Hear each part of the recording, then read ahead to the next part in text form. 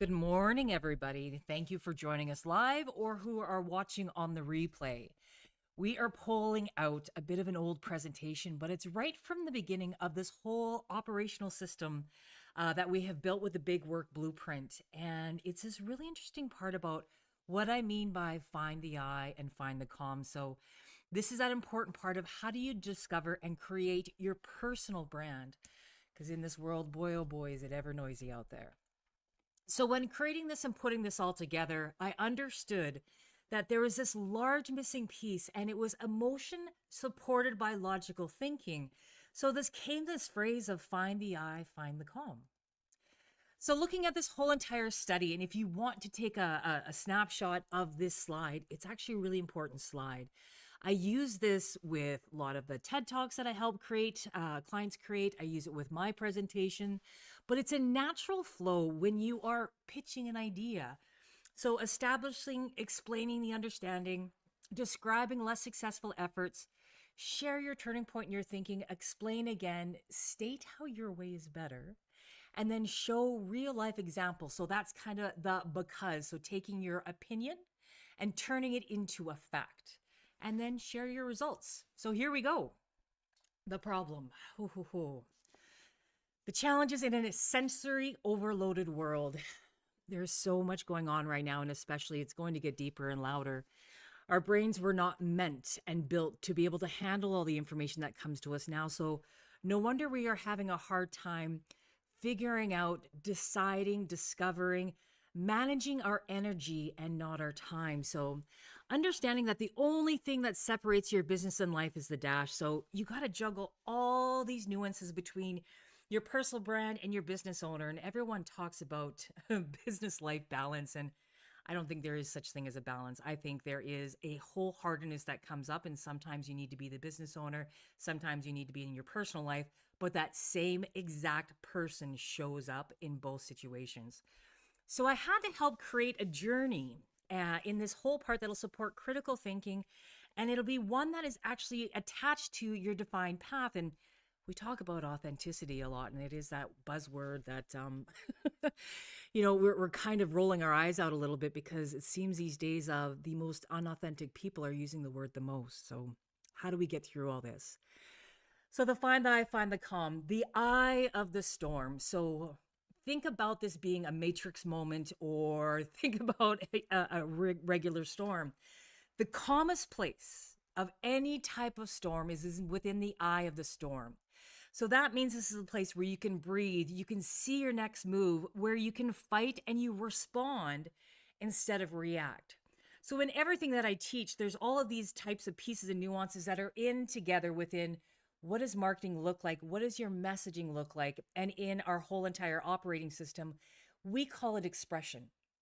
So how do you put yourself in a place where things just slow down and these storms of ideas rolling around in your head slow down?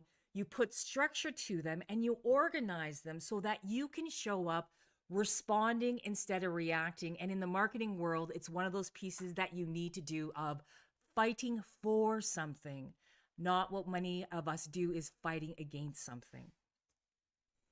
So playing my position, it's not my place to tell you what to do. It has never been and never will be my place to tell you what to do. But it's my place to help you give an understanding of what this all looks like. If someone only stopped and understood and just sat and listened to what you are doing, what you are trying to say, and you being able to write your own story. So that is my position. So there was something that was shared with me when I moved here from Alberta 14 years ago now. And back then I was a paddler and I went to go see my Team Canada coach there down here east. And when I found him, I admired him for the longest time, and he's an Olympian. And I went to Larry and I just said, I'm here to try out for the East crew. I can't wait. When do we start? Hmm. Sorry, I get emotional on this one. And he looked at me, he says, like, what do you want? And I said, I want to look like you. I want to paddle like you. I want to be just like you on the water. And he stopped and he looked at me and he said, Kim, if I was to make you a mirror image of me, am I going to help you or am I going to harm you? And that one made me stop and it stuck with me forever. You see, we have these icons, we have these idols, which is great. We need something to admire and to work towards, or that whole entire standard that's put forward. I think it's one of our things that are wonderful, well, and harmful about celebrities. It's that exaggerated version of what is possible or what could happen. So when I was looking at my person, that was my celebrity, he said the right thing to me of just saying, yes, great, but go find your own way and go be you. So looking at the whole entire part of, where did this fail before? Where was the breakdown? I coach a lot in advisory based business, especially in financial services. So there's been a breakdown, and it's that part of you have a story. And every story, we teach you how to write your story, your marketing, your expression, and your meeting. But every story will have a hero. Hmm. Every story will have a villain. And it's always about a quest to overcome. And depending if you are the hero in the story or the villain, depends on what side of the quest you're standing on. So having these entire understandings that your information, your story needs to be told, and understanding how to do that and putting the boundaries around what it takes to show up again in one of the pillars that I coach in this whole entire operating system of expression. So, speaking about expression, I will warn you right now, not this clip, this one specifically, but the next one that comes up after this will have some language. So, if you're in a public area or little ears around or don't like language, maybe stop or mute or just act accordingly. So, this was me meeting someone very important and who has built so many celebrities. And me having this conversation with him, this first little clip that I'm going to pull out was I had no idea what his intentions were with me. He'd watched my Instagram, he'd watched who I was, how I showed up, and he was a bit of a fan. And I already met with his whole entire team. I think there was about 20 people on that call previous to him and I meeting here 3 years ago. And I thought they were here to help me expand my brand. So build my brand Bible, my blueprint, my book. But lo and behold, I never knew they were actually looking at me to scout me to do a TV show, a reality show, a coaching show, showing people what the real, true, honest transformation looks like. And I was early on building my practice. So I'm going to get really vulnerable and show you a piece of this. But in this first clip, I want you to watch how I've postured, how I handle myself, the uncomfortable oddities that I have. So here we go. Oops, wrong button. Let's see if this will do. There we go. You don't want to stop. No, I don't. An independent advisor. What? How about I take care of that side, you take care of this side? Not sure I trust you so much on that side.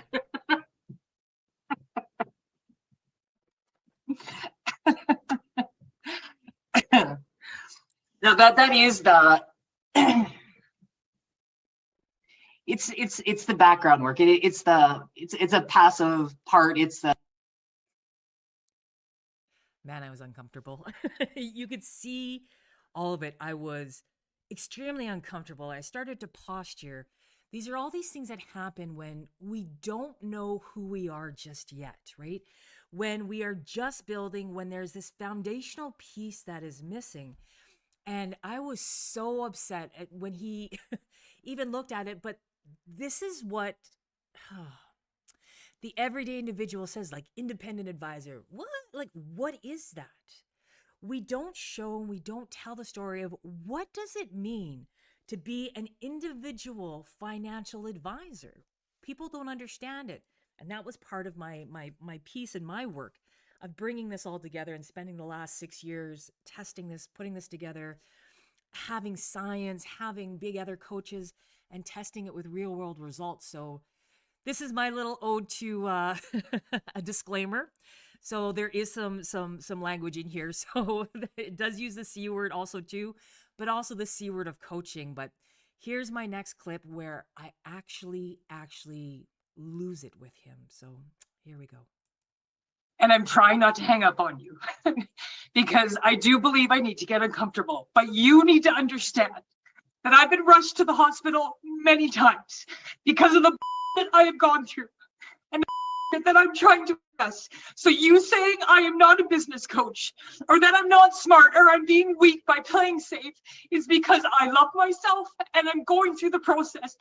Fuck you if you think that I'm going to go beyond that and I'm going to go uncomfortable. And all that hustle and that grind is not me. And if you want to push me there, then we're done. But if you want to partner with me and be beside me and understand, because I'm not fucking stupid at all. At all. So I will stay true to myself because I fucking worked hard and I love my family and I respect the people. And I'm not going to be a and charge $10,000-$15,000 to coach people who really need to make a fucking difference. I've made my millions. I've made my big money. So it's not about the fucking money ever. Ever. So don't go there with me. Okay?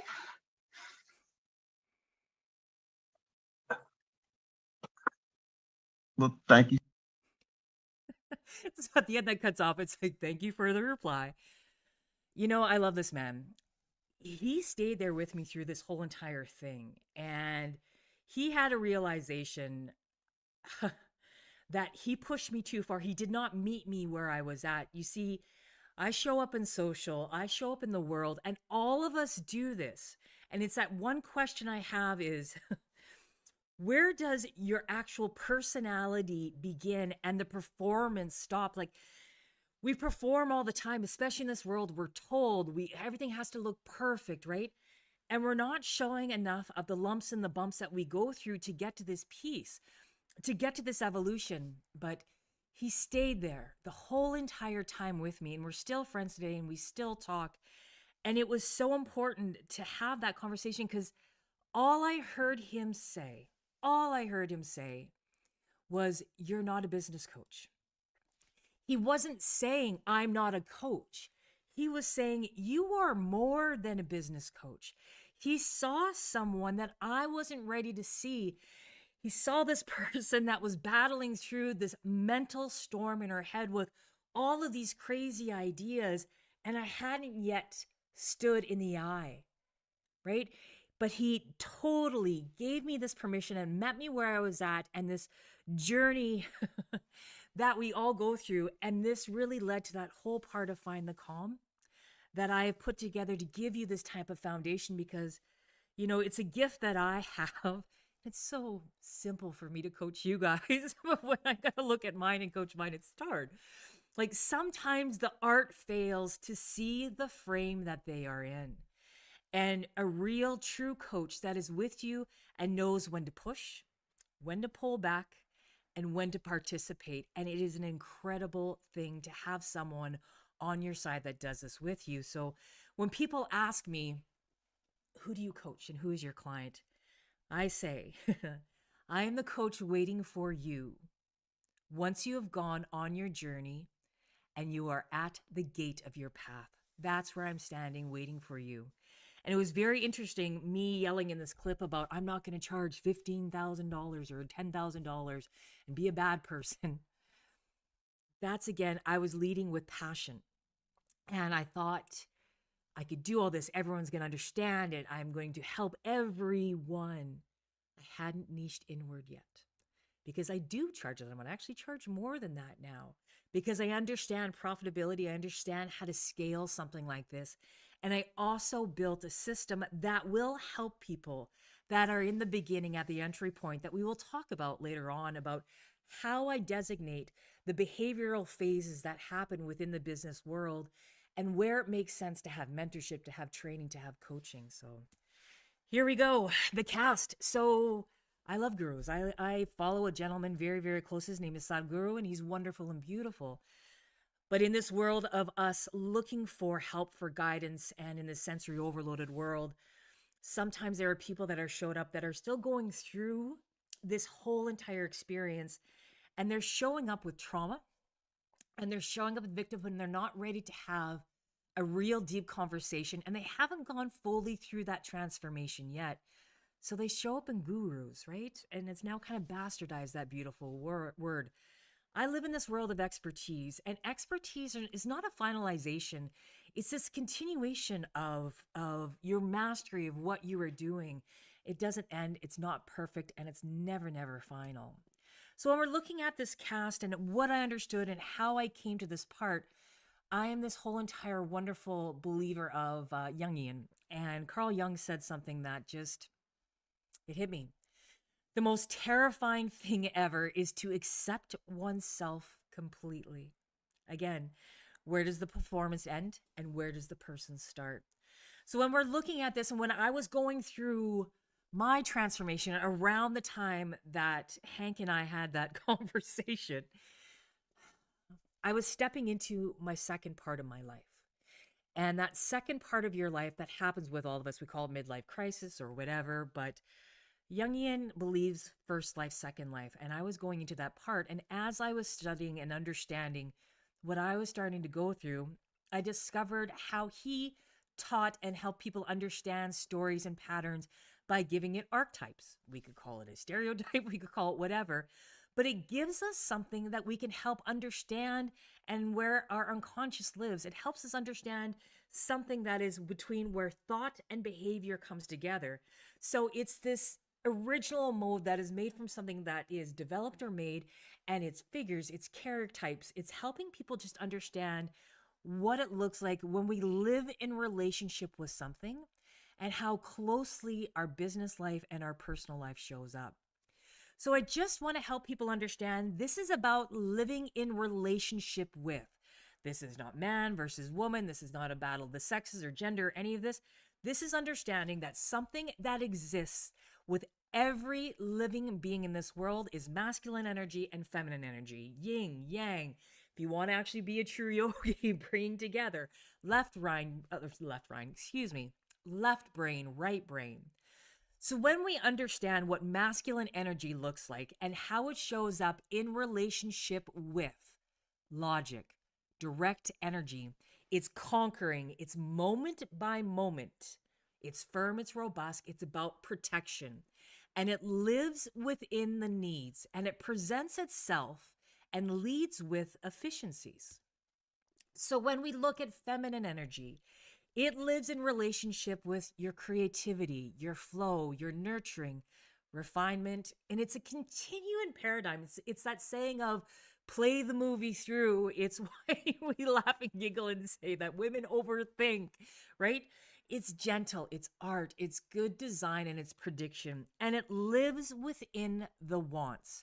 So it presents itself as community and collaboration. So here's where, in part of our whole operating system of the Big Work Blueprint, we talk about this part of scripts. And I have a saying of know your scripts, right?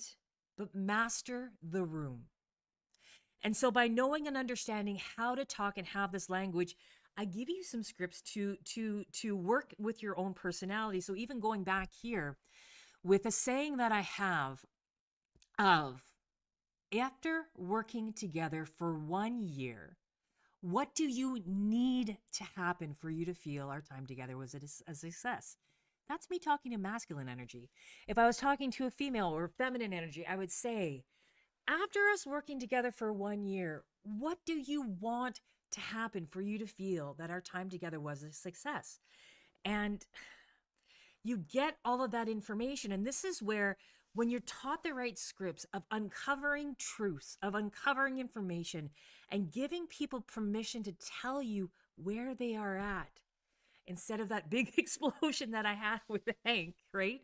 We have to have more conversations. You know, in this day and age, we are not lacking words at all with AI, with chat, with all of these things. We used to have to search for words. Now we don't. What we now have to show up with and understand is we are now lacking meaning behind those words and ownership of it. So, looking at and going back to the tip of the hat of where I developed the find the I, find the calm to the Jungian world, he shows this evolution with the archetypes of a human behavior of this part of, in the beginning, we're a poet. So it shows up with feminine energy. And then we get a little bit older and there's masculine energy. So that's the soldier that is coming together, that is marching together to a common cause. That is all of those types of pieces, getting direction, getting training, getting structure. The sage, that's feminine energy. So we're kind of in our late 20s, 30s is where we're looking at. And that is where we all kind of sit in our wisdom, in our understanding. So we've been a poet. We've had this creative part of our life. We've screwed up things. We've lived in that innovation. We've now got some structure. And now we are going to start showing up in our wisdom. And then later in our life, today is my 50th birthday, the day we're recording this. So yay, this is my present for you. But we show up in the king and the mastery. And that's masculine energy. So again, going back to those slides I had of what masculine energy looks like, right? Logic and ruling a reign, design. So I'm going to go a little bit deeper into this. So that evolution is ideal of going to the poet, to the soldier, to the sage, to the king or the emperor. But it's never going to ever happen this way because we are humans. There are circumstances that happen, and it doesn't exactly happen in that order. But each one of these stages will happen within your life. So now when I look at this and I started to really take a step back going, okay, businesses are ran by human beings. There's a reason why we have such a large gap. We have such a large failure rate, especially overall in any type of advice business world. So in financial services, a 94% failure rate. In coaching and consulting, I think it's a 92% failure rate. In real estate, I think it's a 97 or 96% failure rate. It's because we haven't stopped and we haven't taught people that there is this evolution in business that just happens with the evolution in life and the behavioral things. So here's CALM. It's an acronym: create, align, lead, master. So taking that first part, in the first part of your business, in the first part of your business life, you are going to create things, you're going to explore, you're going to test, you are going to use your imagination.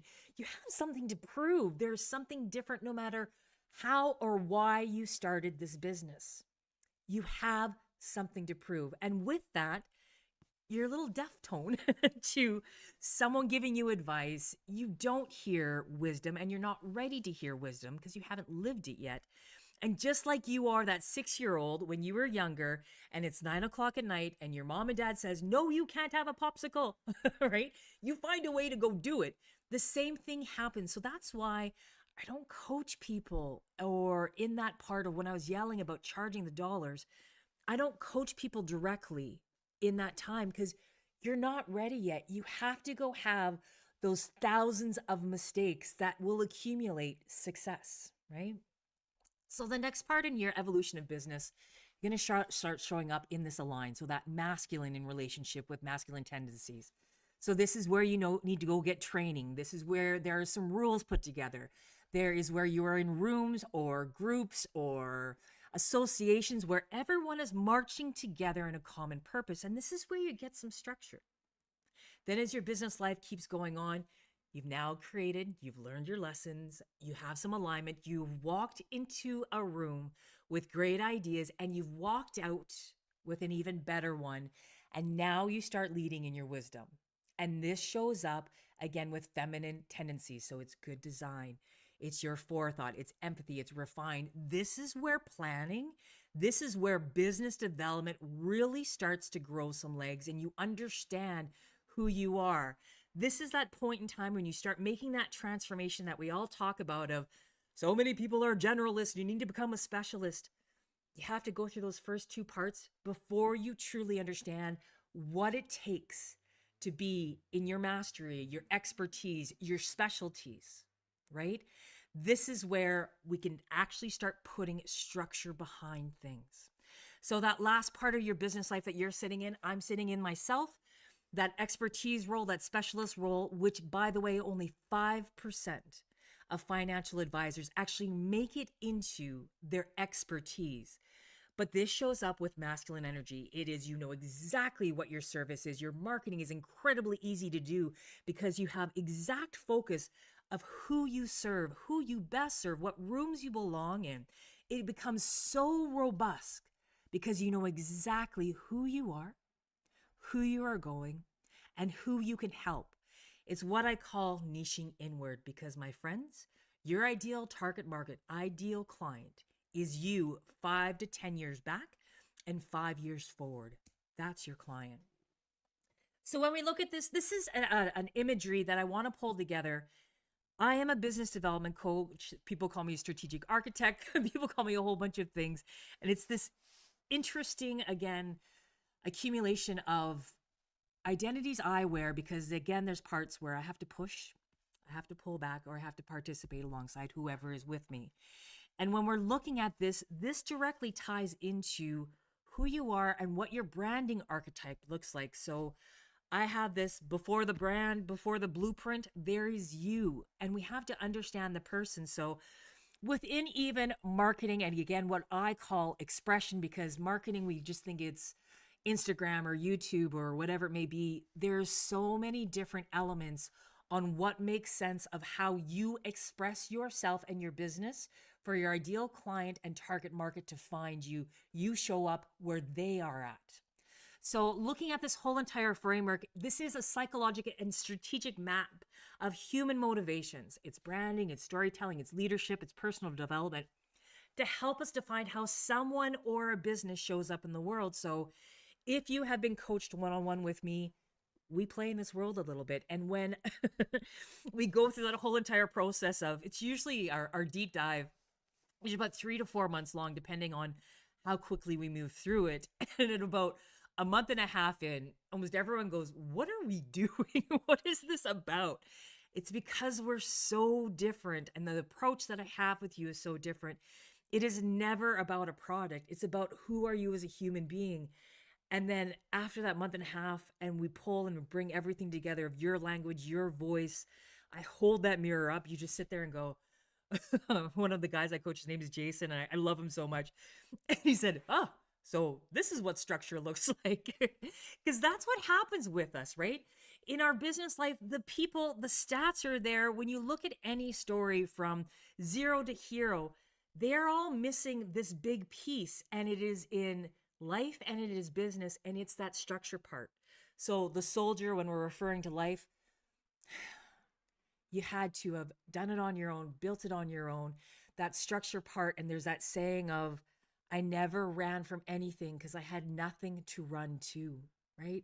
Those individuals, that is a key trait that happens with successful entrepreneurs, and they learn how to fix that part.